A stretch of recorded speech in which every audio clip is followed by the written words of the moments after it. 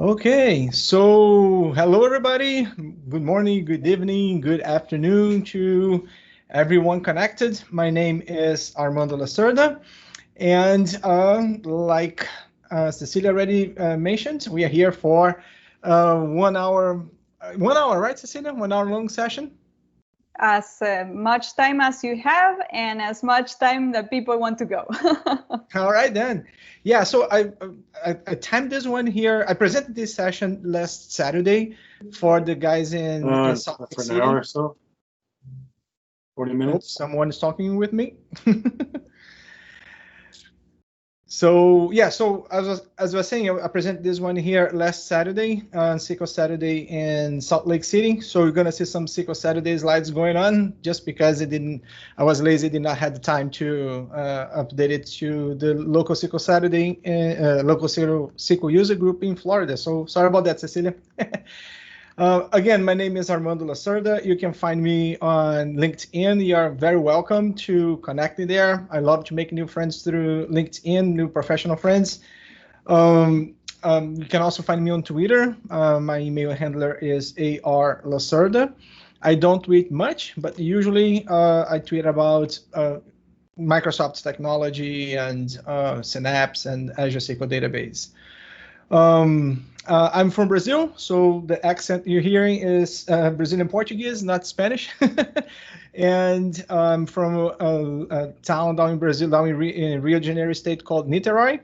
And talking about my hometown, I would like to acknowledge here my brother, José Augusto. He's connected. I just noticed here on the list, and he just turned 50 yesterday. So brother, good to see you around.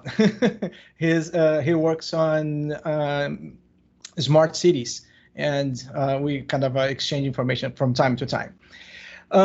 Yeah, so I've been working with Microsoft products, specifically on database products, since SQL Server 6.5.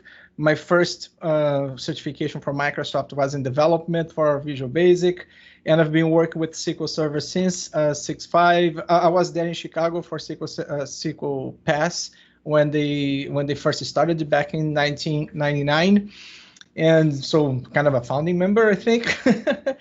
I've been a Microsoft certified trainer for almost 30 years, and I was awarded Microsoft MVP award, the most valuable professional award, just 2 years ago. And if I was you, I would take the advantage that the Cecilia's offer to you to come and present to the group. And to become an MVP is not, of course, it's all about technical skills, but it's about sharing the technical skills you hold. So finding opportunities like this to present and blog about it and tweet about it and get LinkedIn posts about what you know in Microsoft, you may get noticed and get awarded as an MVP. And there are a lot of perks to be an MVP. So highly recommended. Let us know if you post stuff, if you want to contribute to the community. Yeah, so I'm an MVP on the data platform and also a cloud SME. All right, so this last slide here, it's not on Synapse, so don't worry about Synapse. I'm going to talk about Synapse later. So this one here is not about Synapse, but this one here is a great tip for you if you're catching up with SQL Server 2019 and you want to have some guided hands-on. So there is this link there, aka.ms/SQL workshops.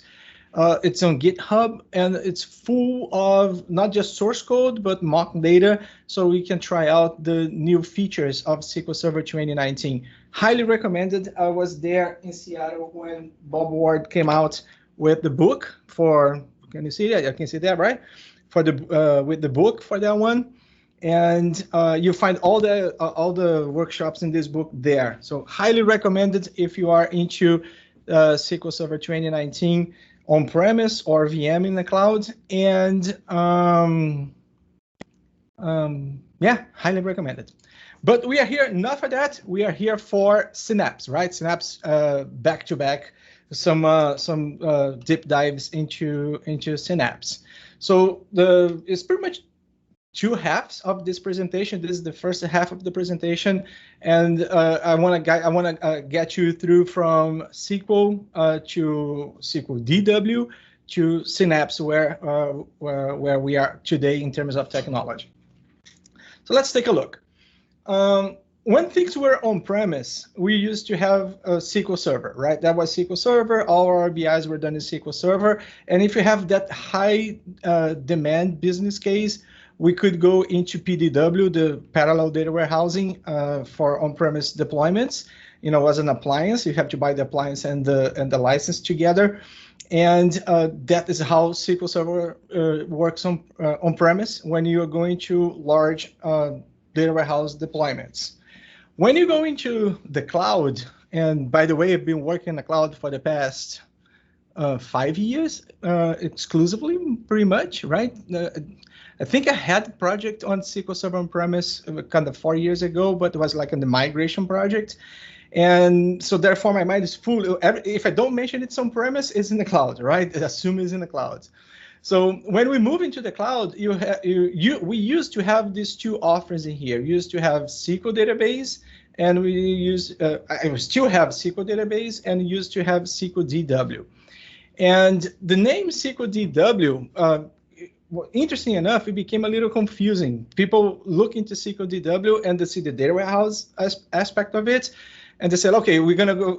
We start in SQL Server. If it's a data warehouse, we just move into SQL DW. Like SQL DW would be,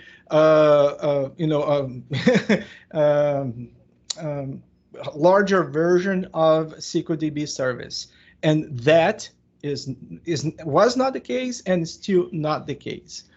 It's funny because I was in the SQL BI edition, SQL Saturday BI edition, but down in Atlanta. I went there to present a couple of sessions there too. And there was this lady there. She connected with me through LinkedIn before the event. We started chatting about stuff. And she was like, yeah, we got this project here. We hired these consultants, and we want to create a data warehouse. And they suggest to use SQL DW back then, was still SQL DW. And they deployed the data warehouse to SQL DW, and it was very, very slow. I mean, horribly slow, she said. And I asked her, what was the size of the database? How much data did you have there?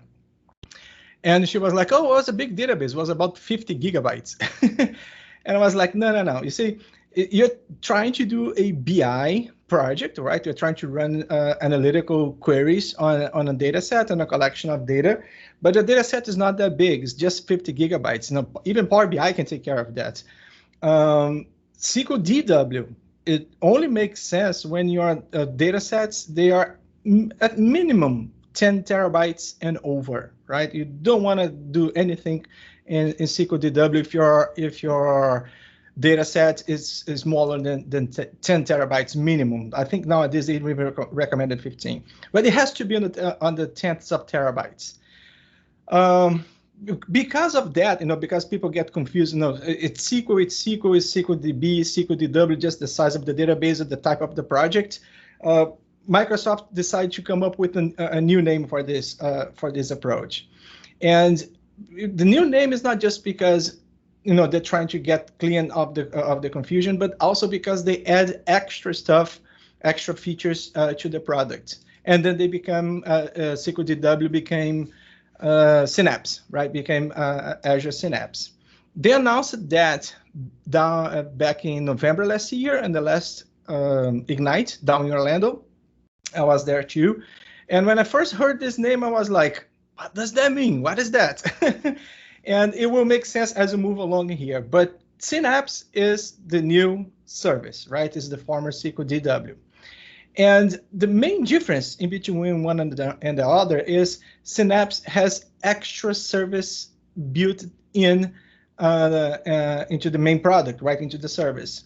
So when you say Synapse, you're actually talking about 4 distinct services, right? You're talking about the Synapse SQL or SQL Analytics. You're going to see some documentation. They're also going to say Synapse SQL Analytics.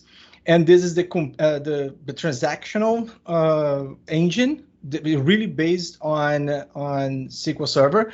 The engine behind Synapse is SQL Server on multiple nodes. We're going to see more about that as we move along. So it's a T-SQL based analytics, which means it's schema first. You have to create your tables and populate your tables. It's not like big data environments like Databricks, right? When you just read the data from the lake. Here we have to import the data from. You can't read the data from the lake straight, but the data must be in a tabular format, or you import it into tables inside Synapse. The other thing about Synapse that's very important to understand is Synapse, like I said, it's a collection of 4 services. But this collection of 4 services, and pay close attention to this one, this can become a little confusing. This collection of 4 services, not all of them are GA. And for cloud, I'm not sure if you're familiar with the cloud, but from Microsoft, what we used to know as beta services, beta product, Microsoft is developing a new product, so it's in a beta version. So what used to be called the beta version, now it's called preview. So there are levels of preview, there are gated previews, there are public previews. Synapse right now, more than half of Synapse is in public preview, like you can see in this slide here, right? So this one is in preview, this one is in preview. All of these guys here are in preview. And what does that mean? That means that Microsoft made the service available for you. You can use, you can try your workloads on it, but there is no SLA. Microsoft does not guarantee that the service will work flawless. And if it fails, if there is an outage, there will be no SLA to back you up in terms of money back. When Microsoft service fail, they usually give you money back on the time it was supposed to work. So for everything in Synapse as in preview, you're welcome to use or okay to use, but be careful, right? If you're doing production levels deployments in there, there might be outages. And also the service may change, right? The APIs may change, things may change as the service evolves. And you may have to fix some incompatibilities in between the preview and GA.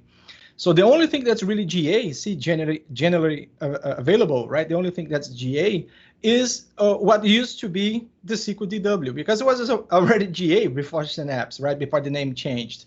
So that one is already there. The bottom line is already GA. So the bottom line is you have 2 Synapse today in the portal, right? When you go to the portal, actually, let me get there to the portal just quick and show you that.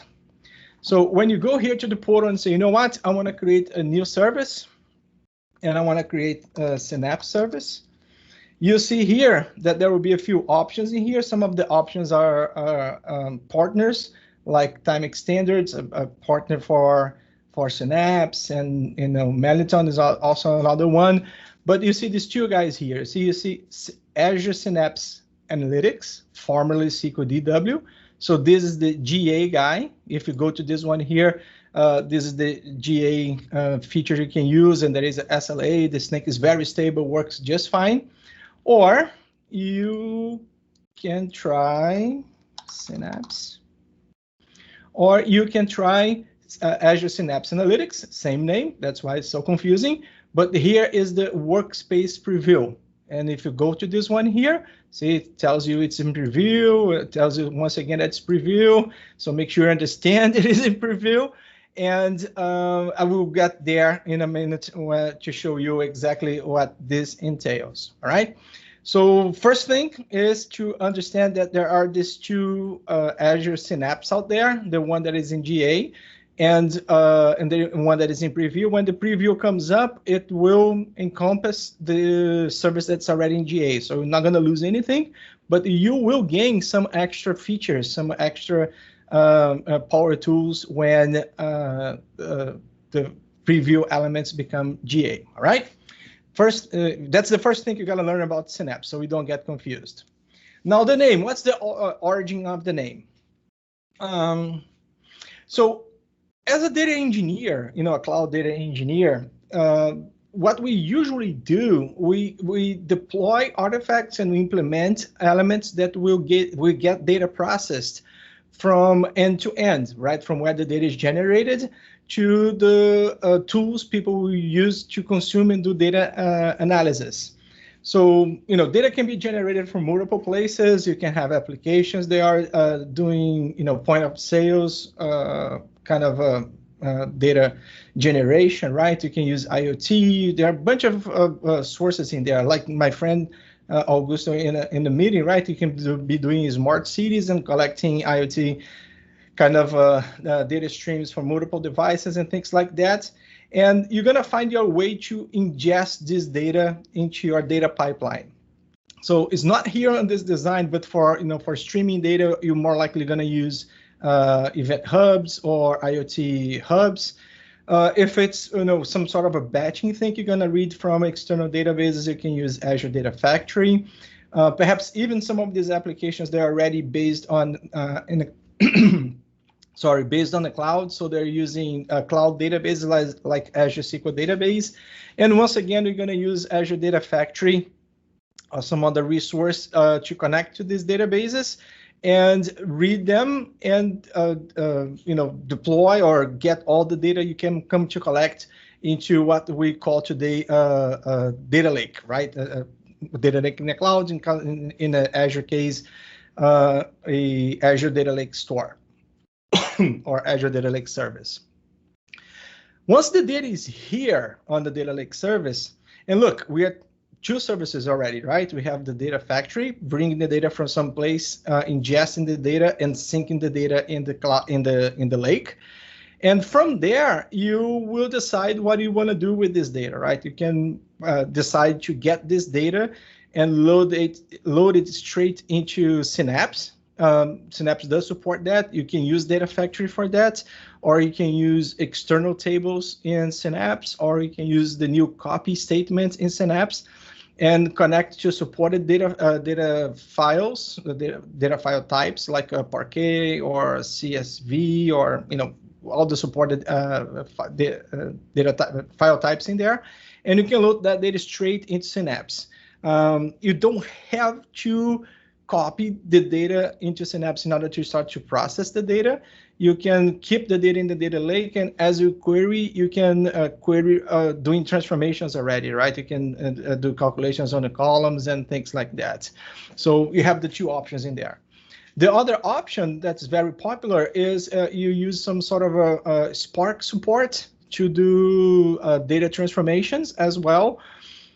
Or even to apply machine learning models, right?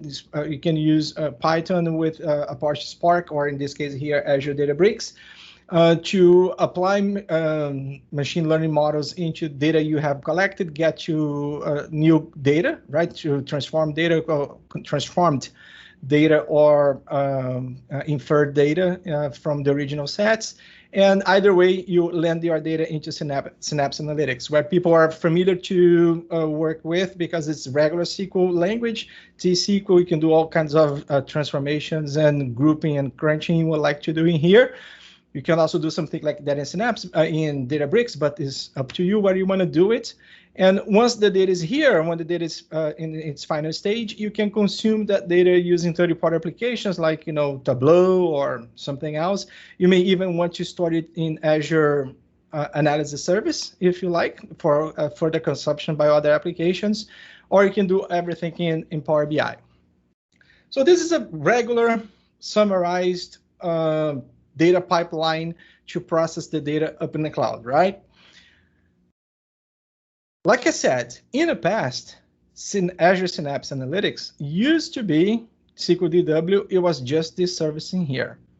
So the catch of the name, the name of Synapse, I think they borrowed that name from human functions, from the nerve functions. And synapse is when one nerve cell transmits information to the next nerve cell. It's the connection that happens in there, and the information goes across. So the idea of Synapse is to connect all of the services here involved in the data pipeline transformation into one environment. Like if I am to deploy this today, I would have to go to the portal, and then go into the portal. I'm gonna come in here. I'm gonna create a new resource group, and here in the resource group, I'm gonna call this resource group here, data pipeline sample, for instance, on whatever region up there in the clouds. And with my resource group created, then I will start adding here to this resource group a data factory. And I'm gonna go and choose a data factory and create the data factory. And after creating the data factory, I would go back there and add a data lake service, actually storage account. I would add the storage account, and when I create the storage account, I would choose that storage account. I would set up that storage account to be a lake. Let me see, where was it? Advanced, don't remember. Data lake, there we go, exactly. So I would create the storage account to be a data lake and finish up the processing here, and so far so on, right? Add a Databricks and then add Synapse or SQL DW. This is how it is today in GA. You have to go through this process here and create these elements and connect them together one with the other, stitch this whole thing together as, you know, so they work as one. This is how it is today. GA production environment this is the way it works. Now, if you are following the Synapse approach, you know, you want to try out the new Synapse elements, what Synapse is going to do for you is it's going to create an environment that will grab all of this service into one environment that they call it the workspace, the Synapse workspace. So what happens is if you go back to the portal, and I have already created that, I'm going to show you in a bit. If you go back to the portal and say you want to create a Synapse workspace, you're going to be asked about the workspace name and the data lake storage to support your workspace. And all of these services here will be created for you within the workspace, so you don't have to create them one by one, and they'll be already interconnected. So when you ingest, it will be something like the data factory. It's not exactly the data factory, but it's going to be something like the data factory. Import the data. The lake is the lake, and Synapse will be also there. One thing, Power BI will also be there, and it's important to understand that the Power BI that's in there is not the Power BI the consumers, the end users will be using, right? There will be, whatever you do in Power BI, that will be deployed somewhere else for consumption. That one in the workspace is just for development, right? For you to test out your data sets. Another subtle difference in there is here on this slide, it says Databricks is a very popular technology that implements Spark and extra elements on top of Sparks.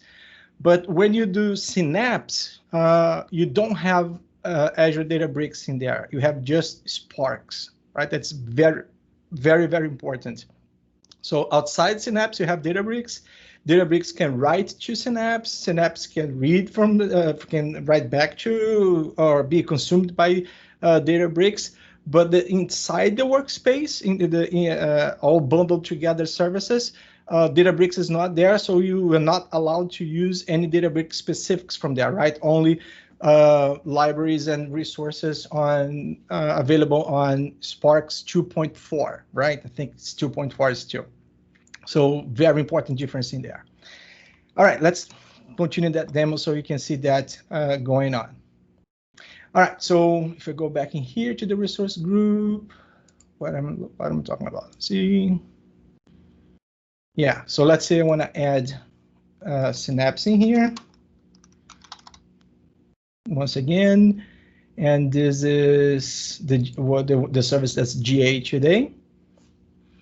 And creating a service, a Synapse service, right? A Synapse deployment for you is one of the simplest things to do. Create a storage account is more difficult than this. So the only thing you got to do is choose a resource group. In that case, I have one here, data pipeline sample, and you give your Synapse a pool name. And the pool here is about the computing process, which is the next topic after this demonstration. So I'm going to save this for later.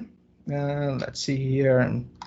South Florida SQL user group demo 01, long name. And like SQL Server, the regular SQL Server, you need a logical server in order to be the boundary, right? The network security boundary in between your SQL Server, your Synapse pool, and the rest of the world. So let's get it here. Just kind of use the same name, should be available. If Cecilia was not faster than me, I already created this service with the same name just to crash my demo. Super DBA. And that awesome password that I use in every demo until they decide to blacklist this one. And then I have to come up with something new. And of course, a region. So let's go ahead, pick a region, and it should be good to go. There we go. So this is my server that's going to be created. And one thing I'm going to call your attention here, and I will dive into that after this demonstration, is the compute power backing up your Synapse service. So right now we are starting with 1,000 DWs. I'm going to get into that with more details in a bit. But of course, I can click in here and I can get my DW up and down as I want. Of course, I'm going to get this thing way down because I don't want to expire my credits. I get $150 per month for free credits from Microsoft to do these demos, and this thing can consume these credits pretty fast. So I'm gonna keep it small here for the moment. Notice, in case you're working for a company that they're running SQL DW from the time when it was SQL DW, about 2 years ago. Gen 1 was an option in there. It's not an option for new services anymore. And the difference between these two here is the hardware that backs up the service, right? The hardware supporting SQL Server, the memory allocation, the SSD drive that's supporting. These are being retired, so whoever is running here is running on old stuff. We are always going to get the new one. The other one is not available for us anymore. So you don't have to worry about those because they're just not available. Okay, so that's it, right? This is all you need to do to start playing around with Azure Synapse. The other elements here are genetic elements, networking, tags, and all of those. So no need to dive into those. And I could come and hit create, but I have already instantiated one, so I can show that one for you later during the next demo. The other one you gotta create, so you're gonna see the difference. The other one you can create is the workspace. Oops. Synapse workspace. So this is the other one. Notice that in the Synapse workspace, when you get to the workspace, there is an extra couple of questions here for you, which is the data lake. Where is the data lake you want to connect to your Synapse, right? The previous one did not ask you for storage account for data lake because it doesn't connect to one. You have to do all the mappings from Synapse when you're ready. But this one here, it asks for you. It requires it from you right out of the bat. So you can decide to create a new one, or you can connect to one that's already there in case you already have a data lake, and you just create a Synapse instance to read data from that data lake. And one data lake, one set of data in your hundreds and hundreds and terabytes of data in a data lake can be shared among multiple Synapse workspaces, which is a pretty cool thing. All right, so that's the main, and also notice in here that it's asking you for the workspace name, not for the Synapse pool, the SQL pool, because the pool will be within Synapse itself, okay? So because I don't want you to wait for the time for this thing to get deployed, I have already created them here for us. So let's take a look on these things to see how they look like. So the first one, I think, is this guy here. Yeah, so this is Synapse. Yeah, this is my my Synapse in there with one Synapse SQL pool. So it's already created with 100 DWs. And, from the portal, that's pretty much what you do. You create your Synapse, your pool is there, the pool is online. I can go and get started creating stuff into this pool. And to connect to it is like connecting to SQL Server. So this is my server name. I can go ahead and copy that one here to my management studio, for instance.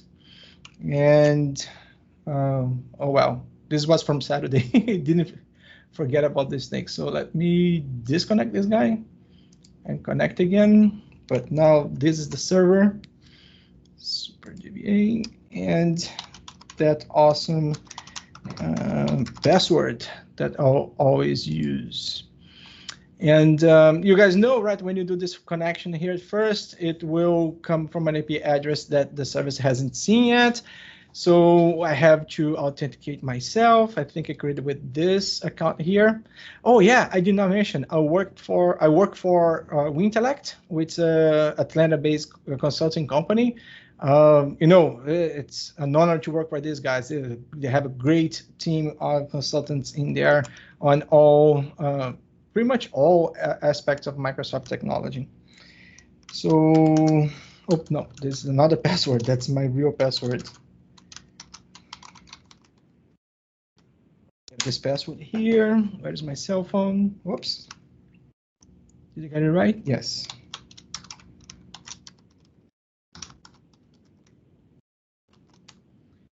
This will require cell phone authentication too. So multi-factor authentication right here. Kabang. So my local IP address will be whitelisted and I can connect in there. There we go. And of course, I think I mistyped the password. So let's try it again.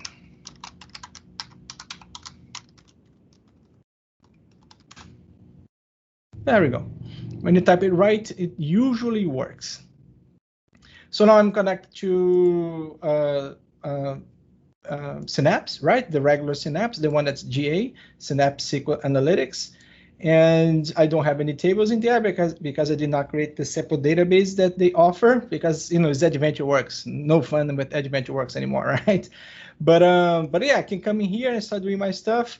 One thing you're gonna notice when you connect to Synapse through Management Studio, every time you first connect, when you ask for a new query window, you're gonna get this warning message. Well, of course it didn't show, but usually you get a warning message here, say that some of the settings that Management Studio does, they are not compatible with Synapse. So it tells you like timeouts, the timeout settings not valid and things like that. So you can safely just ignore the message and come in. And then you can do right, create table, sample, table, 01, integer, column 1, integer, whatever.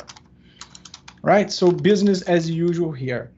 One thing to keep in mind is the SQL database engine behind Synapse is not on the same release step of SQL Server, right? Azure SQL DB or SQL Server 2019 in this case. It's not in the same step. It's usually a couple steps behind. And some features that are available in SQL Server may not be available on Synapse, or they may work in a different way. So for instance, when I was working with this just yesterday, when you do partitioning in SQL Server, you have to do a partition function, a partition schema, and create the table based on that schema. In Synapse, you can do partitioning, but it's a different approach, and there is no partition function or partition schema, right? It's defined straight on the table. So bottom line here, what I'm trying to say is the T-SQL that works in Synapse, it's not 100% compatible with the T-SQL and SQL Server, right? And some of the features you find in SQL Server, you will not find in Synapse. And there will be some features in Synapse that are exclusive to Synapse as well. But to get connected is this easy, right? So this is how the regular Synapse SQL Analytics works, and this is the GA one. This is the one that is backed up by SLA. We do have another one, and let me go back here to the resource group, which is the one that is in preview, which is this guy here, right? It even got the new icon. How beautiful it is, right? The Synapse icon. So we're gonna get to this guy. And when you get here, it looks a little different, right? You see the counters in here, it's kind of quiet, it's nothing happening there. But you will see, let me see. Welcome to Synapse Analytics, former Azure SQL DB. Did I get it the other way around? Let me see. If I get back in here. Synapse Workspace, this is the one, Synapse Workspace, there we go. So this is the new one here. And you see that when you get to the new one, you get this guy here, so the Workspace Web URL. So to work with Synapse, the new Synapse, right, the Synapse that's coming, that's still in preview, you connect, you go to the portal just to get this link in here. And if you save this link somewhere else, you don't even have to come to the portal, right? You just go in there and you will get to the Synapse Analytics workspace. So like Azure Data Factory, there is a workspace for Data Factory for you to do your pipelines. Like machine learning, there is a machine learning studio workspace, so we work on machine learning on that particular environment. Same thing for the new Synapse, right? You have a workspace in Synapse, and you start from this workspace. And if you look around here, it kind of feels like a little bit with Azure Data Factory, right? It looks like, feels like Azure Data Factory, but of course it's not Data Factory, it's more than Azure Data Factory. So here you have a tab to work with your data. And you can see the databases you have created, and of course you can have multiple databases. If you have worked with Azure Data Factory, you can see that it feels like Azure Data Factory, so more likely they reuse some of the workspace from Data Factory, but the actions and the elements in here, they're very different. And one of the things you will notice in here too, actually, let me go back here to the portal. One of the things you're going to notice in here too from the portal is for you to implement, to compute data in Synapse, you need to add, if I can go back here to my slide just quick, if I go back in here, remember on the new one, you can choose either the actual transactional data engine or the Spark data engine, not Databricks, right? But Spark data engine.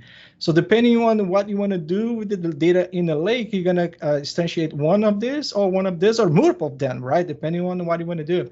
So if I go back in here in the portal, I can see I can create a new SQL pool or a new Apache Spark pool. And I have these options in there. So if I want to go for SQL pool, I will get a similar interface we have seen before. Again, I'm going to keep this thing cheap.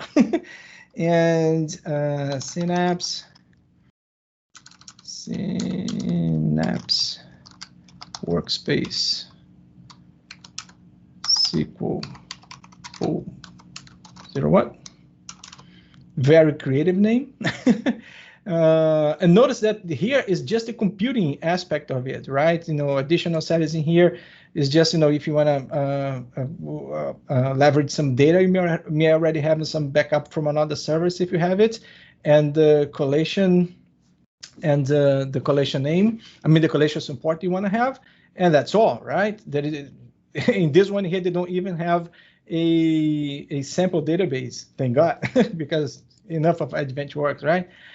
And that's all. I think I missed something here. Should be, too big. Sorry about that. Workspace SQL 01. Better. Great. And create. So that pool is under creation. And the same way, right? If I go back there, I can, come on. If I go back there you are. I can come here and add an Apache Spark cluster, and I can define here what's going to be the cluster size, right? Depending on whatever computing capacity I need, and the amount of nodes on that capacity that I want to have in there, and defining the scaling of it, and so far, so on, right? Give it a name and so on. So on the first approach, this is what I think you guys should be aware of when working with Synapse, right? Just a review here before you go to the next aspect of Synapse. Just a quick review. 2 Synapse today. The GA one is just the relational engine. The new one, the one that's going to be the good one, is still in preview, is the workspace. And in the workspace, once you create the workspace, you have to assign computing power, choosing either the SQL pool or the Apache Spark. There will be a serverless option in there later down the road too. It's already documented, it's just not there for testing yet. And all your operations you do from the workspace, right? You go here from the workspace. So you ingest, you explore, you do your Spark queries on top of whatever you have ingested, and you can start creating your Power BI dashboards from the data you have brought in, right? With that, Cecilia, are there any questions there? You know, if people have been asking anything on the chat window before I switch? Nothing yet. Nothing yet? So it's a boring session, right? Everybody's like, ugh. Everybody's concentrated. Okay, so yeah, so let's take a look now inside Synapse itself, and specifically inside the transactional engine. I'm not going to cover anything on the Spark engine. I think what you need to know about the Spark engine is the Apache Spark 2.4. And you want to be careful about the libraries you get in there because, you know, Apache Spark is an open source project. And the Microsoft team had made some tweaks on the engine in order for it to work connected with the rest of the Synapse ecosystem. So make sure you go into the documentation, see some of the specifics there are in there. But when talking about the relational engine, the one that is supported by SQL Server, there are some specific aspects you need to understand.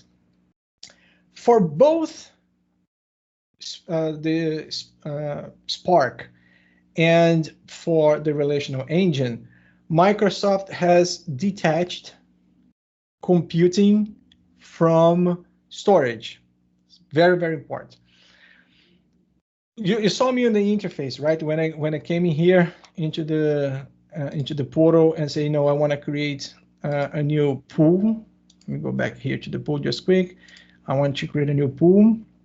And it asks me what's going to be the performance level of that pool. It's at this performance level here is it's just about the compute nodes associated to that SQL pool, right? To that computing power. What about the storage? So because they are apart from each other, storage is going to be, there will be a storage allocation for this Synapse environment.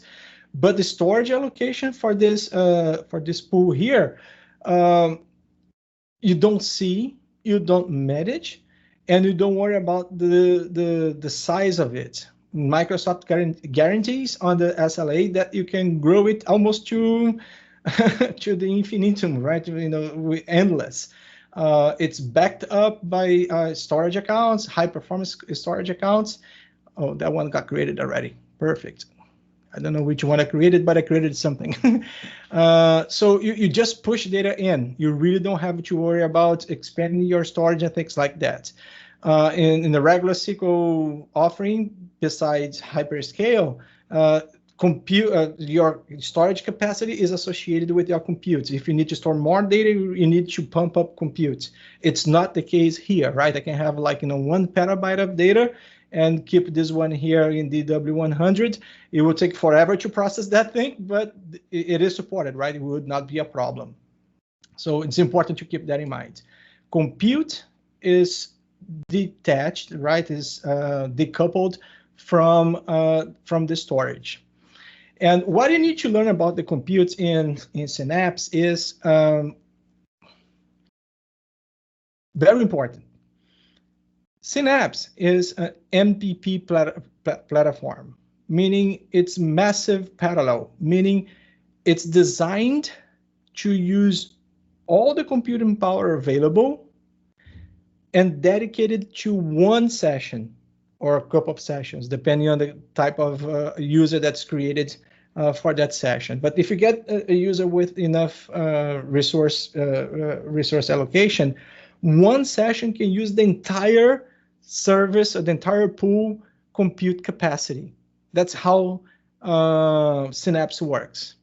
This is the opposite from SQL Server. SQL Server in the cloud, even on premise, when one session connects to SQL Server, that session more likely will never stress out SQL Server, all the resources in SQL Server, because SQL Server, the one that's usually the one that's in the cloud for platform as a service, and most of deployments on premise, they are designed to be symmetrical processing, meaning you need to do multiple sessions in order to top off all the available resources you have in SQL Server.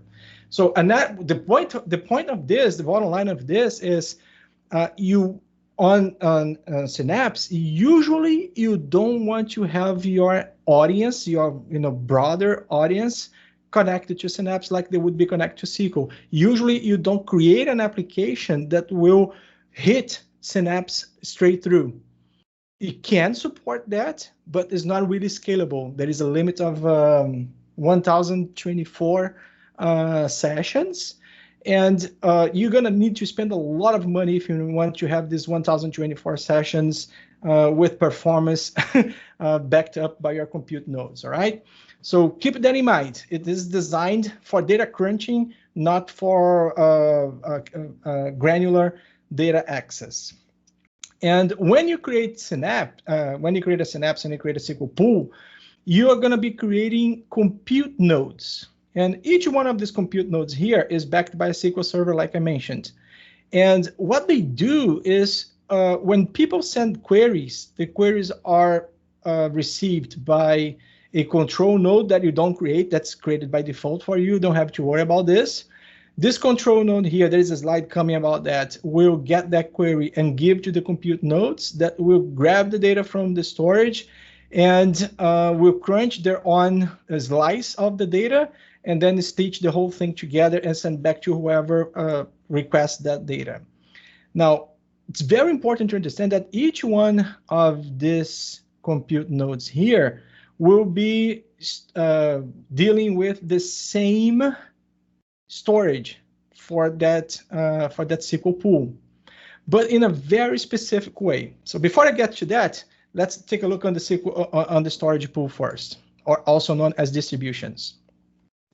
So the way Microsoft designed the distributions where the data is actually stored, it's kind of interesting, right? They came up with this number. There are some hints on the documentation about how they came up with this number in there, but there is no real specification or rationale about why it's like that.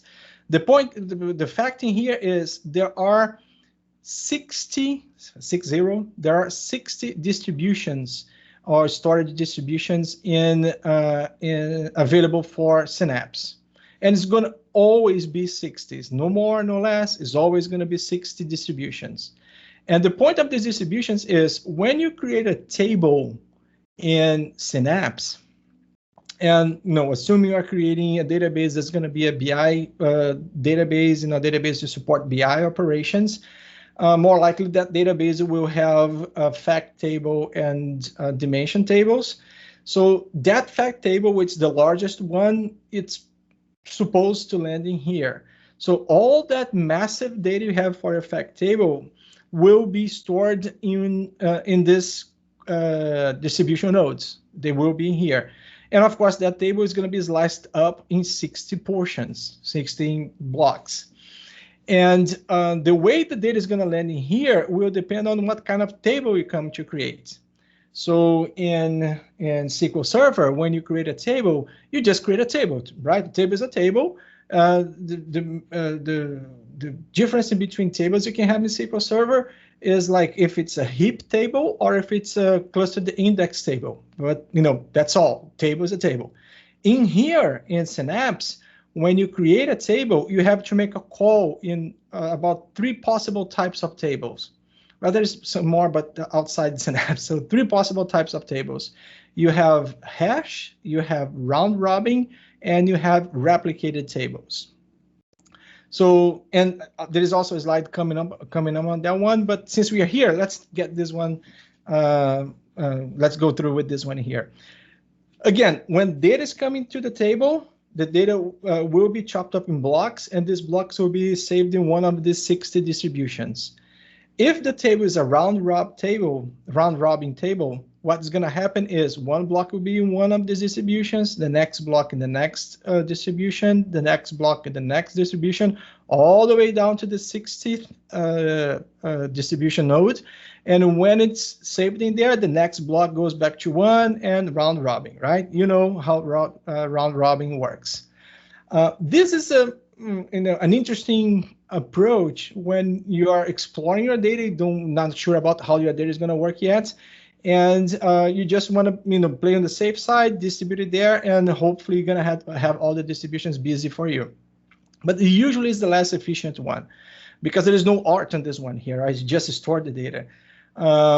Things get really interesting when you do hash, and when you do hash, you have to choose what is going to be the column that could balance the 6 distributions in a way that you have pretty much the same amount of data among all the distributions, and at the same time you want to distribute the data collection and processing of the distributions to your compute nodes. So I'm going to say that again.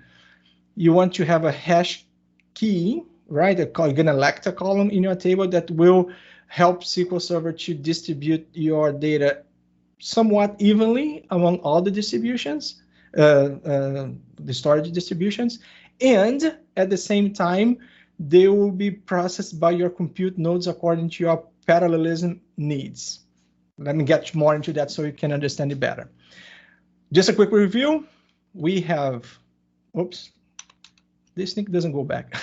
You have compute nodes and you have distributions. Distributions are where the data is stored. It's always 60, and how you create the table defines how the data in that table will be stored in those distributions. And compute is the amount of compute nodes available in your SQL pool. And these compute nodes, they deal with the distributions, right? I mentioned there are 3 types of tables in SQL in Synapse. 2 of them, they work in the distribution. The third one, which is the replicated one, it works on the compute node. And you see that there is this is a processing machine. So this is, computer designed to crunch numbers, but it's backed by SQL Server. And this SQL Server process that's running here has a local storage. And this local storage can store tables. And if you want tables to be stored in this local storage for each one of the compute nodes you come to have, you create a replicated table. And if you are familiar with SQL Server, you may be thinking about data replication or the replication service supported by SQL Agent. Do not confuse it. It's nothing related to that. Forget about it, right? The idea of replication here is because when you create a table that's replicated, the table will be created in one compute node. Usually the master one, the one that is, the first one there in the pool. So it will be created in here. When you insert data, data will be inserted in that node alone. And when you do your first select on that table, this service here kicks up called the distribute. What's the name of this thing? Distribute management system, I think. It's the subsystem that controls the data replication in between the nodes. So, sorry. So when you do your first select on a table that's replicated, this guy kicks in, looks in that table, say, oh, this is the first time you are doing a select on this table since the last time you made a change, either insert, update, or delete. So it's gonna get that table, however big that table is, and we'll copy that data over to the all the compute nodes involved. So this is not a glitch, but some people get bugged about that in Synapse because they populate these tables, and when you run the query, the first time they run a query, it takes like 5 minutes.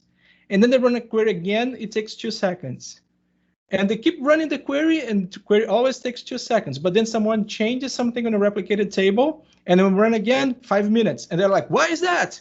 Because of this, right? It's because of this, right? It's because when you do replicated table, every time you change something in the replicated table, you got to make sure you force a replication. Otherwise, the replication will happen when you crunch your facts. And usually that is annoying.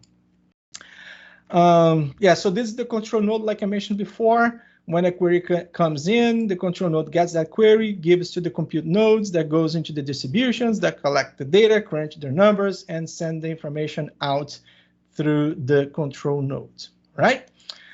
I'll get you more details of that later. One of the things to keep in mind here is something was supposed to show in here and didn't.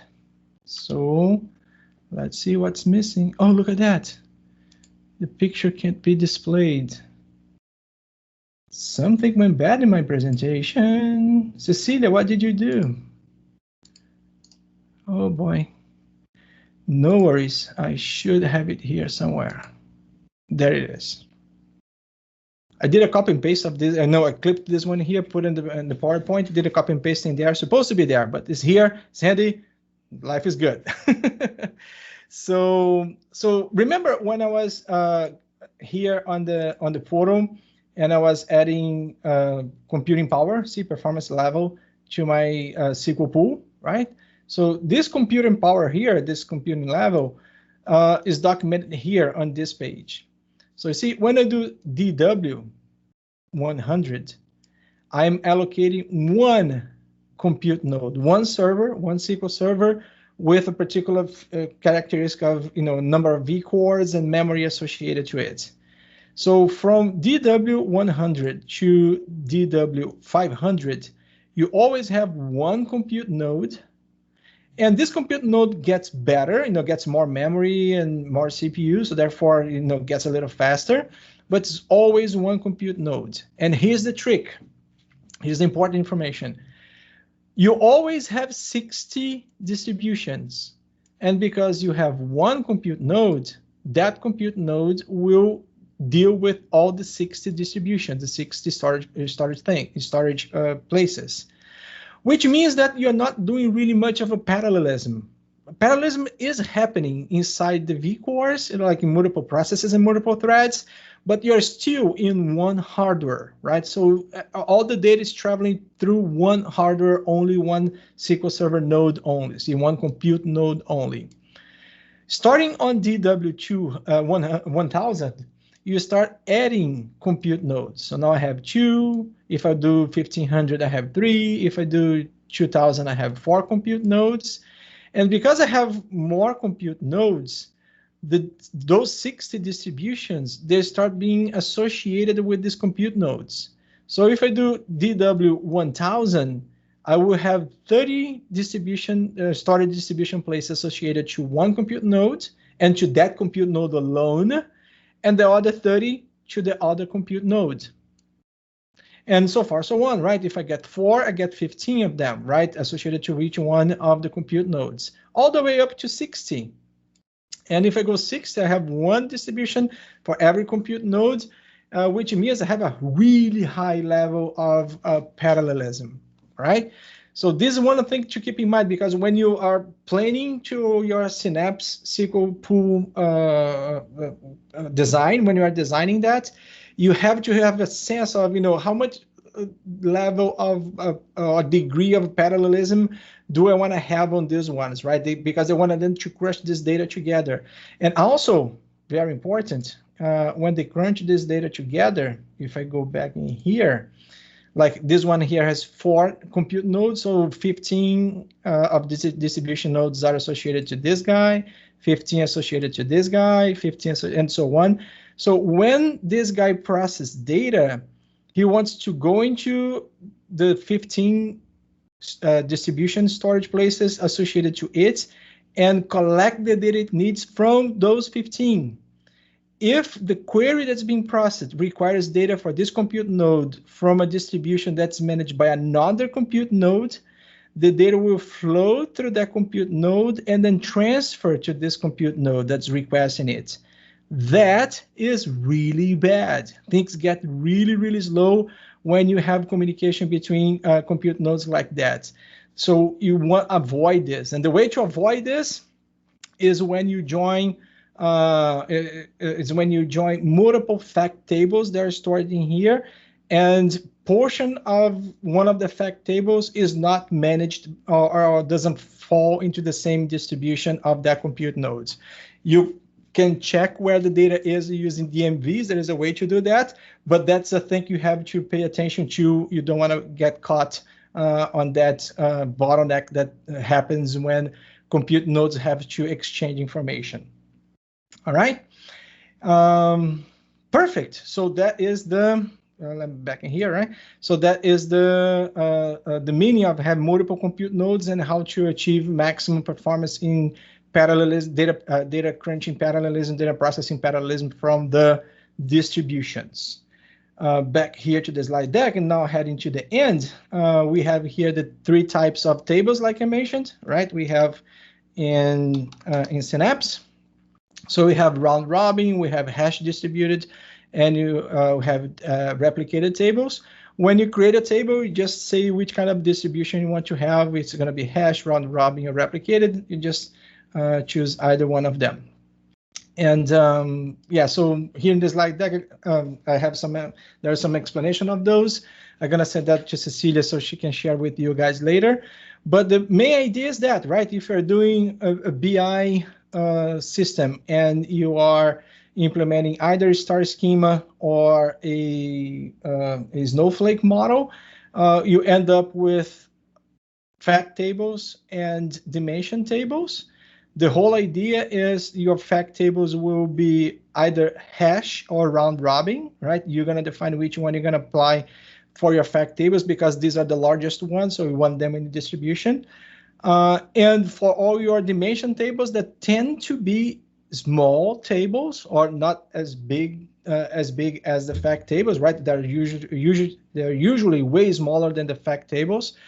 So you more likely want to have those tables as replicated tables. So when you do the joins and the filterings between the fact table and the dimension tables, the dimension tables are already in the distribution in the compute nodes. I'm sorry, they are already in the compute nodes. So DMS doesn't have to kick in to do filtering on the fact table, right?